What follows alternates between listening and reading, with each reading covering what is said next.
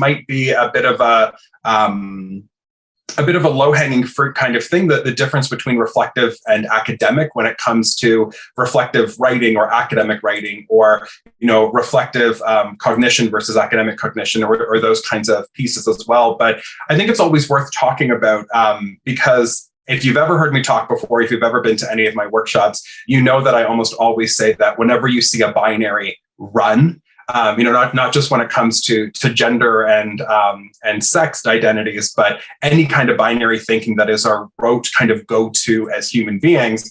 And so, of course, there's this cute little binary table of reflective versus academic, but we have that binary built into a lot of what we go through with our students in our courses, because we have the academic writing side of that, which is what we largely do teach our students and get our students to think through as professional writers, professional communicators in their individual fields. And so we have reflective as kind of that counterpoint to the academic. And so over time, I've kind of shifted the language in the cells in this table to be not so binary and not so polar for that, but kind of more of a continuum. So reflective is more often personal accounts that consider one's own personal views, perspectives, or experiences, but not always, because you, of course, can be reflective in a different sense as well, or in a different account for that. Whereas academic does tend to be more often impersonal accounts, impartial accounts, where we're considering others' views, perspectives, and experiences. So reflective might be more the first person, the I, the we, the are, the my kind of language for that. Academic would be more often the third person, they, he, she, those kinds of third person accounts for that. Reflective, we tend to think of as being more contemplative in nature and scope. So more kind of ethereal, more kind of thinking oriented, whereas academic tends to be argumentative or justifying. There tends to be a decided point of view in nature and scope, rather than the willful wandering around a thought process for that. And so that willful wandering tends to be toward finding solutions to problems, or imagining or coming up with, or multiple, whereas the academic tends to be that comparing and contrasting kind of piece to that as well. And so I will say it again, anytime you see a binary, run. So don't think of these as, reflective and academic, and there's that, tension between them. As the nature of publishing changes, as the nature of scholarship changes as well, we are starting to see some of those reflective elements make their way into, peer review and into other systems that would more traditionally be academic in nature. But it's helpful when we're thinking about where our students are, where we might be as instructors on our own journeys as well, with getting our students thinking about their thinking and thinking about their learning, and critically reflecting on that as well. It can be helpful to have this kind of academic is here, reflective is here, and this might be helpful for it, but more of a continuum than a binary for sure for that. So for thinking about getting our students to think through critical reflection, and so I have some guided questions that I've used before for critical reflection, or that come from some of the scholarship of teaching and learning around this as well. The kind of idea here, and Bob was talking about this in his talk earlier this morning as well, is that idea of when they're getting projects, or when they're completing things, or the kind of more frequency of that, rather than one big kind of project at the end for it. So a lot of the metacognition, the thinking about thinking, the learning about learning, that would come after something has been completed, and then maybe you've given feedback on it. And it could be your feedback as the instructor. It could be peer feedback. So it could be something that you're having students working with other students on. Could be a combination of both as well. But once they've completed something in a various state of completion for that, it can be really helpful to give them the opportunity to reflect on that process and identify specific ways, specific plans that they could improve and strengthen those kind of opportunities for growth for that. And that awareness, that transparency on our part as instructors, is to tell the students that that is the goal, that the reflective exercise isn't just to get them writing for the sake of writing, or to get them doing something to fill the last 15 minutes of class, or another assignment that's worth 0.5% that they have to do every kind of week. The goal is to help them improve and become more aware of their learning processes.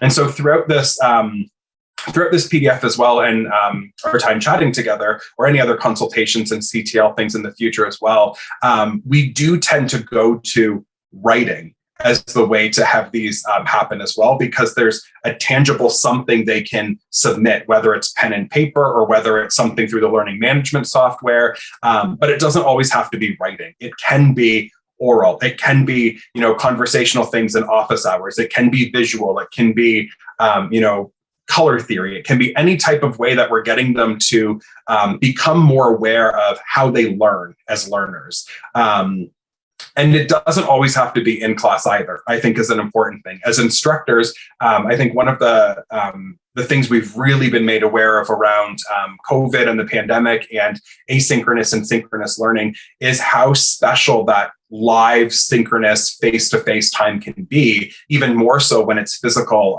in the same room for that. And so different things can happen and be leveraged differently with asynchronous or synchronous pieces. So in one of the breakout rooms yesterday, we were chatting about exit passes, and by its nature of an exit pass, that's leaving the classroom. But does it have to be handed in to the prof or the TA as the student leaves the physical door? What would happen, and Bob Duke kind of talked about this morning as well with the block puzzle thing, what would happen if the exit pass was due 6 hours after class, 24 hours after class? Like how much time could you give a window of submitting an exit pass where the learning and the thinking might gel differently as well for students? And so sometimes those can be completed after class on their own time as well. But the scope of these questions for critical reflection is really about it is that meta, right? The meta, the above kind of piece for that as well. So they'd be targeted questions like, based on feedback you received, what's the strongest aspect of your assignment? So again, giving them that lens of the feedback that they've received, now what would be the strongest piece? So it's not what do you think is the strongest piece, or what is your favorite piece, or what are you most proud of? It's based on the feedback, right? That other reader, that other listener, that other perspective coming in. And now how do you identify this? We're asking them to summarize the feedback and identify a single aspect that would be most important to work on.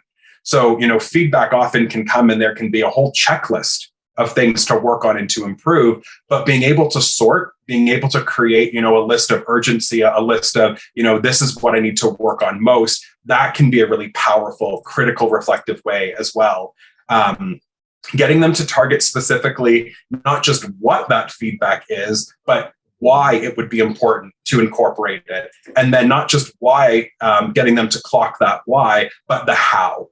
How will you incorporate that feedback? So, some of those questions that have those interlocked, interstepped piece of the what, why, and how are really powerful questions to get them not just saying, I need to work on X, but I know and understand I need to work on X, and I'll do it in this way and for these reasons. So they're kind of piecing together those process-oriented pieces, not just the product pieces of that as well. One of my favorite questions to ask students about their own projects and their own work and their own learning is to get them to identify things that they're not going to implement. And same thing, why aren't you going to implement it? So many times the power and authority that we have as instructors means our students aren't even paying attention to, they don't have to take our feedback, or we've created an environment where we haven't told them we're approaching this as a viewer, as a reader, as a listener kind of thing. And here's what me as a real whole person, a living, breathing body is bringing to this. And so challenging them, and it can be quite uncomfortable for students for sure, but challenging them, giving them that license, lending that power and authority to them. I shouldn't have said lending, extending that power and authority to the students to say, what feedback are you going to discard or reject? And then why are you discarding or rejecting those particular suggestions? And that's really powerful to get them thinking through, not just, this is too much work to implement, but to get them thinking through, maybe this isn't valuable, or maybe this doesn't align with what I was hoping to get across in this. These are the kind of things, as we're going through these questions, these are the kind of things that those of us who are researchers and those of us who have gone through peer review processes for publication or for conferences or awards, these are the kind of things that often editors ask of us. When we've received the reports from readers back on an article that we're putting through with a journal, editors often say, let us know, how are you engaging in the feedback? What are you taking? What are you not taking, and why? Because it's not a checklist that comes back of do this and now it's perfect kind of thing as well. Discovery is also a really important part of metacognition and critical reflection. So getting them to think about what they've discovered about their work through the process of working on the project or peer review, and then what have they discovered about their own learning? So again, taking it back to the learning piece, not just the product piece for that. Other really powerful but quite uncomfortable questions can be to ask them about hopes, fears, and expectations. So you can do these in a kind of wrapped way around an assignment as well. Before they work on something, you can have them clock and list, their expectations, their hopes, their fears about it. And then after they've done the project and they've gotten feedback, you can revisit that, or they can revisit that and say, I was really worried about X, but, having gone through this, having read the feedback, I'm now noticing that maybe I should have been paying attention more to this, or, I actually met that goal that I've been working on. So hopes, fears, and expectations, start and then at the end can be great. And then linking that as well authentically, it doesn't just have to be, what would you do next time for this? It could be, what would this look like in the real world? What would this look like if it wasn't an assignment you were submitting to one professor for one grade? What if this was an article you're writing for a journal? What if this was a podcast that you were actually creating and submitting to your manager? What if it actually was a poster that you were drafting and proofing for, a public event in Edmonton? So get them to connect those to the larger post-grad kind of things you're going to be working on as well, to think through the hopes, fears, and expectations of that. Well, they're in the relatively safer space of the teaching and learning dynamic with us as instructors. And it also can be really helpful, number 8 here on page 2, it also can be really helpful to give them that kind of, if you could start this over again, what would you do differently? You also could ask them, what would they do the same and why and how, and those sort of pieces for it. And again, these can be things that you have them do orally in class. They could be things you take them through in office hours when they come to visit with you. These could be things that you actually have them formally do, like an assignment wrapper, a before and end kind of piece for it as well. There are lots of ways that you can build these in. And we'll talk about grading, of course, in a moment. There are lots of ways you can build those in. There are also ways that they can be things where you are thinking, let's do this activity together. Let's see what we come up with for it. Because it gets to that critical reflective element, and it gets them thinking about how they learn as well as what they're learning. 2 types of feedback are, well, actually, there's more than 2 types, but 2 types that I'm going to chat with you about when we're thinking through this specifically for metacognition and critical reflection would be how we can give meaningful, authentic, and formative feedback.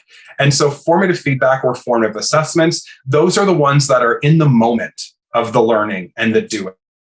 So these are usually low stakes and ongoing. They're usually ungraded, or if they have grades attached, very few grades are attached to keep it in that low stakes understanding and moment with them. They're often future oriented. So these are the ones that this is the type of feedback that's looking forward at next steps or next time to keep our students going and growing. These are, to put it quite clearly and visually, these projects or these pieces we're giving formative feedback on can, should, are, be drafty and messy. These are where we can get them, Bob was saying, fail maybe isn't the word we should be using, although you'll see that in my PDF, but those mistakes can happen because at the formative moment, they're not mistakes. Those are pieces of the learning happening. Those are the things that are firing. Those are the things that are exciting. And so to be able to get in that in the moment process of learning and doing and give feedback is really powerful. And so a couple notes on feedback and formative feedback specifically is it's important to remember, especially when it comes to projects that are things, discrete things that our students are handing into us, that feedback is not the same thing as editing or polishing or correcting. That might be a part of providing feedback, but feedback is so much deeper than just fixing things that are wrong in students' work for that. Feedback is also very specific. It's not general and it's not vague. All of your cameras are off, which is fine, but I imagine some of you will be smirking when I say this. But I think all of us as instructors either have done or feel the urge to do or fight against the urge to write the AWK period around awkward phrases in students' work in pieces where you're just like, awk. And then, you're like, oh, I've done my job because I noted that this whole paragraph is awkward. And then our students are like, I literally don't know what that means and I don't know what to do with that. So I'll just ignore it. So those vague and general pieces of feedback aren't actually, they don't do anything really other than satisfy our own kind of instructional marking up of the page that makes us feel like we've done our job well. And feedback, of course, isn't just about things that aren't done well. So if something is done, if something is good, if something's done well in our students' work, we should tell them why and how that was effective. Sometimes our students won't know that they had done something right. They may have taken a risk or it may have been a happy accident or something, but to celebrate those moments where we're seeing things that are effectively done and to tell them, not just a check mark, but to tell them, this is great and here's how this is great. And then if something's maybe not the greatest thing ever, to say why and how it might not be working and how we approach that. Because feedback overall is about guidance. Pointing out what is wrong is only effective when it's paired with those clear suggestions for improvement. And that's really important. They're suggestions for improvement. When we as instructors set up that power dynamic where our authority is being interpreted as a checklist, if I make all of these things that Tommy told me are wrong, if I make them all right, now my paper gets 100%. And again, people might be smirking or there might be eye rolls or things as well, because we've probably all had that student, or let's be honest, those students, plural, who come to us and say, great, I can fix all of these. Now it's perfect. But of course, how we were approaching their work in the moment is not the same how we would approach it 2 weeks later, a month later, not the same kind of conversations we would have if we even reread the paper. So those sort of things, of course, position us as real people, living and breathing bodies approaching that work. And so being honest and open with our students around that can also be helpful. We've already heard this at OTI this week, but feedback is a gift. And so in parentheses here, I put, and what do we expect or hope people feel and say when we give them gifts? Well, we hope they're excited about the gift. We hope they feel thought of for the gift. And we do hope that they'll say thank you for the gift. So thinking about our feedback, make sure that we wrap the gift of feedback in the same kind of way that will elicit those responses. If we can get our students excited, waiting for the feedback and not the grade of the work that we're giving to them, that changes the whole dynamic of their learning process for that as well. So it's not for us to be writing in the margins of things awkward. It's for us to be saying, this sounds awkward because, or here's how, or those sort of things for it, so that we're engaging in the process with them authentically for it. And I know sometimes feedback isn't always the happiest gift, but if we can get our students to feel like they are thankful for us taking the time, us giving the energy, us approaching it as we have for that, it becomes less about that duty of feedback and marking, and then more about that learning. And then that opens the door much more easily for our students to learn about their learning in that metacognitive and critical reflective way. Little note at the bottom of page 2, when you do have your students do peer review or group work activities involving feedback as well, I would encourage you to share these meta pieces around feedback so that they understand and are set up for success with feedback as well. We are quite trained to think of feedback as here's what's done wrong, rather than that authentic conversation and that togetherness around growth and moving forward for it. When we get to summative feedback then, and summative grading, I put responsible in front of this on page 3, because when it comes specifically to critical reflections, metacognition, it can be really challenging for us to enter into a domain where we are assigning and or taking away marks from our students based on their own personal reflections, their own personal experiences and opinions. And it can feel really uncomfortable to enter into that arena and be like, okay, so you didn't think about your own learning properly. And it's a very weird thing, because it no longer feels disciplinary, because it's not disciplinary. We probably don't have, and you'll see this in a moment, we probably don't have this as an aligned learning outcome on the syllabus. We should. It should be on our syllabi that metacognition, critical reflection are part of the knowledge, skills, abilities, feelings, and affect that they're going to go through in this course and in this learning. And that conversation also shifts the game quite a bit as well. But summative feedback and summative assessment is really that final checkpoint of the learning or doing. So it's high stakes, and it's often a one-time thing. It's often, here's the final exam. You write it and it's done. Here's the final paper. You write it and it's done. Here's the submitted project. You submit it and it's done. Summative feedback is graded. It comes with significant grades attached to it, oftentimes in the double digits of the course, 25%, 35%, 45% kind of things as well. And then our feedback on summative projects tends to be past oriented. It tends to be looking at what was done and how it was done toward a specific goal of the project. And so unlike formative, that's messy and drafty, work that comes in when we move into a summative grading mode is polished and complete work. So when we're having our students, and I'm going to get us to switch our minds away from the projects and back into the meta piece, when we have our students who are working in a metacognitive way, where we're assigning significant grades to something they've done, whether it's to something they've done metacognitively, whether it is a journal or a portfolio or a kind of collection of reflections across the term. And then we're thinking about, this is worth 10% of your grade, and now we're grading it. Something like this personal growth rubric on page 3 can be quite helpful to get us as instructors thinking about how we measure and how we clock and how we assign grades or take away grades from personal growth. And so when you read through the different bullet points and things in there, you'll see that it's things like, to get between 0 and 13 points of 20. These are just arbitrary numbers I put in for like a 20-point project. Something like lacks enough inferences, examples, personal insights, and challenges, and or future implications are overlooked. Now that becomes a concrete thing that we can point to, not just for ourselves, but for our students to say, this was missing and here's how it was missing. It would have looked like more examples, more personal insights, including more future implications. And so that's quite different than a project where it's a right and wrong answer for some of those pieces.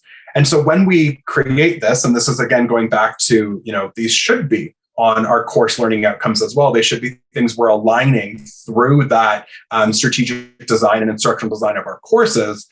This then becomes something that it's not the first time our students have seen this. They can see this rubric, they can see how they're going to be marked, and it can be something the note at the bottom says you can adapt and adopt it as you see fit for your own teaching style, course learning outcomes, project genres. This could be a line on a larger rubric. This could be the rubric in itself. But when we're thinking about how we responsibly grade when someone's doing a first-person personal account of their own growth and learning over a course, it's going to feel uncomfortable for all parties involved. And so creating this shared language can be a really powerful way to not only do it responsibly, but do it in a way where you know what you're looking for and your students know what you're looking for and what they can produce for that. So some tips, tricks, and strategies, and blending all of those first letters together. I do want to start off with not marking the presentational qualities. And so I put in brackets here spelling, grammar, mechanics, speed, body language, etc. Because it might not be a writing piece for it. So it may not be spelling and grammar. It could be something as well that is an oral presentation, or it could be, as we were talking about, a podcast, or it could be a vlog, or it could be, one-on-one meetings in office hours, and they have to do 3 of them a term or something like that. But because it's about the process of learning about their learning and reflecting on their learning, and not the product, right? It's not a public performance. It's not a polished journal entry. It's not a, article for a blog. Chaotic messes can actually be really great. And so here's where I use that F word, fail, that Bob told us we shouldn't be using. But, fail fabulously is the way that I like to talk about those moments, as Bob was talking about them, with those opportunities that come from mistakes. Because what I like to say to instructors when I'm consulting with them is the only times that we should be taking off marks for presentational qualities are when we've explicitly taught them, or when those are pieces of the integrity of the project. So if a Post-it note activity you do in class where you get them thinking about what they learned, if it doesn't matter that they spelt a word wrong, or a comma was out of place, or any of those other presentational qualities, then it's not worth your time, your energy, or their learning to highlight that for them. That, again, could be a formative thing where if you're working with them through drafts of writing, or drafts of storyboarding, or early cuts of video or audio work for that, that can be a great way then to say we're focusing on these. But creating that space where our students can fail fabulously and can make those mistakes can be really powerful for that learning, and can become those targets where then you say, okay, so this didn't happen. Why? Why not? How could we do it differently? And we can target it that way. I would encourage you, as another tip, trick, and strategy, to mark formative work to ensure that your students' reflective metacognitive growth is recognized and taken seriously. And I actually mean this quite seriously. If you have on your syllabus small 0.5% things, or if it's, as my note says here, don't have it be participation. If you have all these things happening under the participation category for 10%, our students don't care. They don't take that seriously because it doesn't have the weight that the summative assessments have for that. And so if we can put it into the course learning outcomes, if we can align decided activities in class, decided activities out of class, even perhaps readings or other resources we have them engaging in with metacognition and critical reflection as part of their learning, that becomes more recognized for them as meaningful things that they're engaging in and that they're doing. And they'll take it seriously. Kind of going back to what Bob was saying around scrap 2/3 of your content and then just do that third quite well. I often tell instructors as well, what if you had 20% of your course be critical reflection and metacognition, rather than, 0.5% of the 10% participation that also includes, XYZ kind of thing? What if 20% of a project was their critical reflection? They're thinking about their learning and they're continuing to visit that. That's a big part of their grade. That also can be coming to sort of an ethical angle with us as instructors. That also can be a way where students who are struggling with the content, or students who are having, pieces outside the classroom that are affecting their well-being or their attention, that critical reflection piece can also be a grade saver for the whole course as well. It also can lessen your load on marking. And we'll talk about some of the strategies for marking this in an efficient way for you and for your TAs as well. But so thinking about how we can get our students to take it seriously, but also have it not be a nice to have add-on, oh yeah, we should be doing critical reflection, but actually a part of how they learn and why they learn. And so Bob was talking about this too, that the low stakes, the kind of, quick and ready things that you can do when it comes to grading, we can and should do this as instructors as well, especially if we're having TAs who are working with us who only have a certain number of hours and who are newer to teaching and who are, figuring out how to get their feet wet as well for it. So, a system like pass fail, 100% or 0% is, quite a high stakes, dire situation where if they miss one, they can lose a whole bunch of marks, or if they didn't do it right, or they misunderstood any of those reasons. And so, something that I like to encourage instructors to play with is a kind of 100%, 75%, 0, kind of 3 options for that. I've seen instructors who have done 100, 75, 50, and 0. And so it's not a rubric, or it's not something where you have to spend a ton of mental energy thinking through, how do I evaluate this? It would be something like, going back to the rubric, did it have enough examples? Did it, provide personal awareness? Did it have future implications? If any of those are missing, it's not 100. Now is it 75, right? Is it a solid B grade? If it's not a solid B grade, it's probably not a 0 because they did something. So give them half of the marks for that. This gets us out of that decimal pointing. This gets us out of the A, B, C, D, F kind of range. And it literally just gets us to submitted it, and it was what I wanted to see. Submitted it. It wasn't quite great, but they did it, and I can see evidence of something. Or, they literally just submitted, a Word document that said, I bet you're not even going to read this. Thank you, Tommy. So they get 0. That way as well, grades are being awarded and assigned for it. But you're not spending so much time and energy of your outside of class teaching and prep and marking, going through those to the caliber you would for, a 12-page paper or something as well. Thinking about grades and metacognition too, one of my favorite things to do is to give them their feedback and not give them their numeric or letter grade. And stay with me on this one, because you might be having a little bit of heart palpitations, just, picturing your former learner and student self and imagining if that happened to you. And yes, when I do this, my students are not happy with me. Kind of again, like what Bob was saying around the students at the conference asking for the answer, give me the answer, give me the answer, give me that treat, that, carrot, that golden nugget kind of thing. But what happens when we only give our students feedback? That's the only thing they have to review, reflect on, and engage with toward how they performed on that project.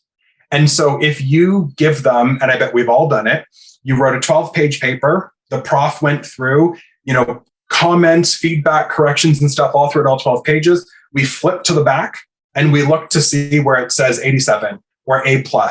And then we close it because we're either happy or we're unhappy. And if we're unhappy, we probably just march straight to the office hours to complain. We don't sit down and go through the 12 pages and think through the feedback and what that means. So what happens metacognitively when our students only have the feedback to go on? They start engaging in it. They start reading it. They actually start critically ripping our feedback apart, trying to find out what that grade would be.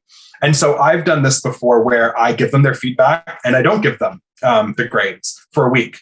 I also have done it to kind of build in more metacognition and more critical reflection. I've also done it where I've handed back their projects and a clean rubric. So I've marked up the rubric. I've given the grades and the scales and stuff as well, but I give them a blank, clean rubric and I ask them to complete the rubric based on my feedback. So I create an activity for them where they have to engage in my feedback and interpret my feedback in a summative way on the rubric. And when I tell you, every student fails themselves. So every student submits a rubric where they interpreted my feedback so harshly that they were like, I must have failed. It must just be awful. And then when I give them the completed rubric and they see that they got a B+ or they got an A-, all of a sudden you see them have this moment of kind of cognitive dissonance where they're wondering like, well, how on earth did that happen? How did I do okay? But the feedback, makes it seem like I did nothing right. And so that gets them thinking through that learning process and the feedback process in a very different way as well. We've talked about some of these other low-stake activities like the exit passes and things as well. But another one that I like to do using some technology as well is to have them create some kind of, in the moment social media thing. It doesn't have to be real. They don't have to put it on their own channel or anything as well, but a kind of like, tweet, meme, TikTok, etc., something you learned today. So get them to think through a kind of different contemporary Gen Z kind of, moment for them of what they learned, a kind of like, I was today years old when I realized X kind of thing. So getting them engaging in that kind of iPhone, Android, social media machine with their learning can also be a great metacognitive tool. The exit pass, of course, as we talked about before during or after class, the I now understand X, but I'm still confused about Y. Or the most interesting I learned today was X because. That because is really important as well. One of my favorite things to get students to do when you have a bit more time, or it can be an activity you have them do as well, is to, I call it like a letter to a loved one, or a letter to someone you admire, someone you respect. It can be like a historical figure. It can be a fictional character. It can actually be a real person. But have them write a letter to someone describing what they learned, how they learned it, what it means to them, and asking that person for their advice on something as well. So that giving them a different reader other than you can be a really important way to get them to think differently about their learning as well. I often tell people when we're talking about writing and teaching it and learning as well, I often tell people that I wrote the first chapter of my dissertation by writing a series of emails to my mom, explaining to my mom the different articles and literature I was reading and how I was making sense of them. And so I actually sent them to my mom, but that was a different type of thinking about what I was reading and what I was researching to send it to somebody actually send it. You don't have to send it, but you could, but that different audience can be really important as well for it. And then going back to, for one kind of final tip around the grading piece for it, something that a lot of instructors have success with that helps to lessen their own load as well as their marking load, but also really increase a lot of the authentic metacognition for students, is what I like to call test question exercises and creating a student-generated course study guide.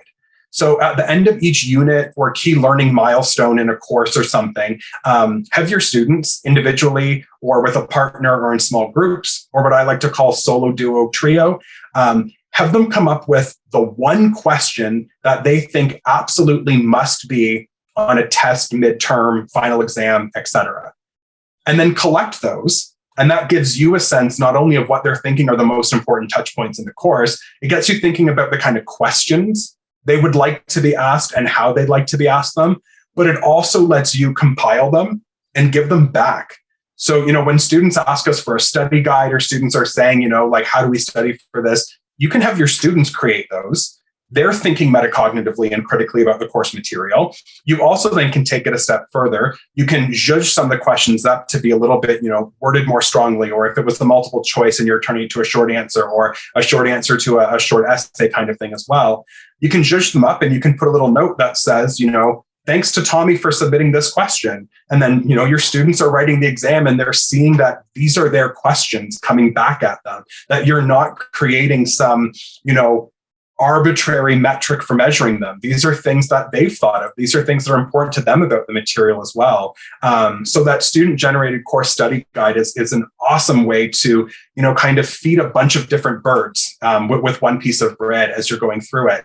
And then my last note before I pause and turn it over to you folks for questions and discussion is to always, always, always embody compassion with your human-centered authenticity. So I put there on page 4, #practice vulnerability, because when we're asking our students to be vulnerable and to think about their learning, to think about their mistakes, their failures, their, where they've come up short on something, to think about their celebrations, to think about things that maybe they're uncomfortable with, adding in intercultural elements, adding in different equity denied groups and stuff. This becomes a very, very, very personal kind of environment where we as teachers unambiguously have authority and power in the classroom, and we can only extend. That's why I corrected myself earlier when I said lend. It's not a loan. We're not lending that power. We're extending that power to our students, and we're getting them to engage with us as real people by being real people themselves for it.